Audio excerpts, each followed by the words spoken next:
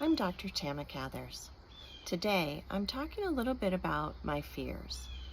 Recently, I've had some triggers that have caused me to have a flare in my coronary microvascular dysfunction symptoms, and those symptoms are chest pain primarily. In addition, I get exercise intolerance. I had been training and I had worked up to about 6 miles a day on my long days and 2 to 3 miles a day on my shorter days. Feeling pretty good, I went on a backpacking trip. I did the hike without any problems, no chest pain, spent the night, and the next day I hiked back. I hadn't intended to hike the whole way back, but I was having some difficulty breathing at the campsite that I'd set up, and decided, since I was only a mile away from the campground where my car was, that I'd go on back to my car. Well, it was a 2-mile hike in the dark. Normally this intimidates me, but it was actually beautiful. The forest nettles had flowers on them, and so wherever I would look, I would see these sparks of flowers. It was kind of like walking through the Milky Way. Very nice. We had a long trip back, about 12 hours of driving, and the very next day I went on a 5-mile hike with my husband and my 8-pound pack. No problems. 2 days later, I took a 3-mile hike with a friend, and 2 days later, I took another 3-mile hike at a little speedier pace. That's when everything fell apart.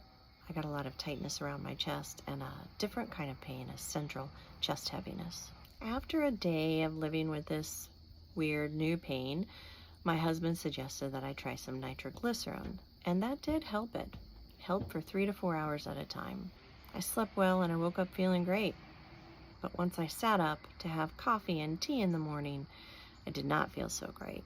Because the chest pain was different, and it had responded to nitroglycerin, and it was back again despite that, I went to the ER. I know trips to the ER can be frustrating, especially people in my long COVID cohort who have gone a number of times, always coming back with normal tests. I went because the chest pain was different and I could not go. All my tests were normal, but I was reassured that I wasn't having a heart attack, because heart attack is more common in people with coronary microvascular disorders.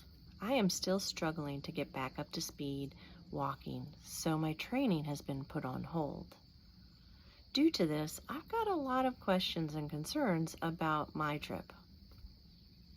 At this time, I'm trying to find the easiest route, and that's kind of hard to tell, because one thing that makes a route easy is if they have facilities like luggage transfer, buses or taxis, and hotels, cafes that you can stop in, and a lot of places you could stop and end your trip for the day. Other factors in the easiness or difficulty level are the road surface. Is it dirt or pavement or cobblestones?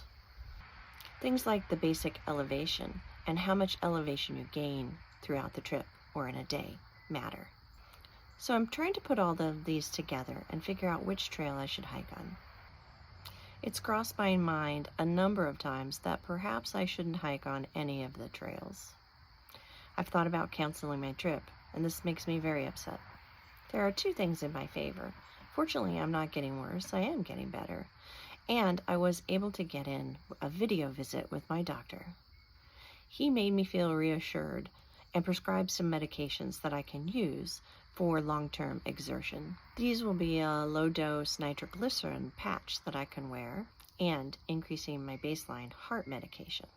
I've done the heart medication increase already, and it makes a world of difference.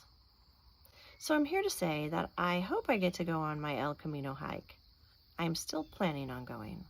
At least I'm going to go over and look at other options: bicycle, horseback ride, buses, taxis, and do the walking that I can.